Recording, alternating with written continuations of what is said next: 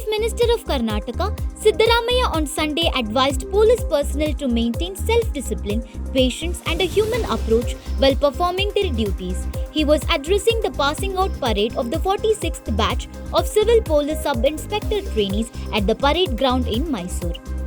During the event, the Chief Minister called on newly inducted officers to uphold justice without compromise and work towards building a drug-free and equitable society. He stressed that since the Constitution aims to provide justice to weaker sections of society, police personnel must ensure special protection for scheduled castes, scheduled tribes, women, and other vulnerable groups.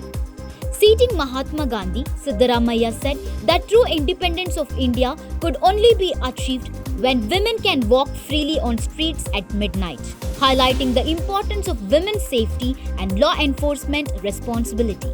The Chief Minister also announced that the government would fill 8,000 vacant posts in the police department over the next 2 years, as promised in the budget. He further stated that the government had already recruited 4,911 police personnel over the past 3 years, including 327 civil police sub-inspectors from the 42nd batch.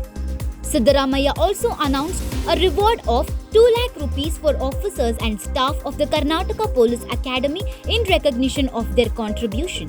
Home Minister of Karnataka G. Parameshwara, Cabinet Minister for Social Welfare H.C. Mahadevappa and Cabinet Minister for Animal Husbandry and Sericulture K. Venkatesh along with Director General and Inspector General of Police M.A. Salim were present at the event.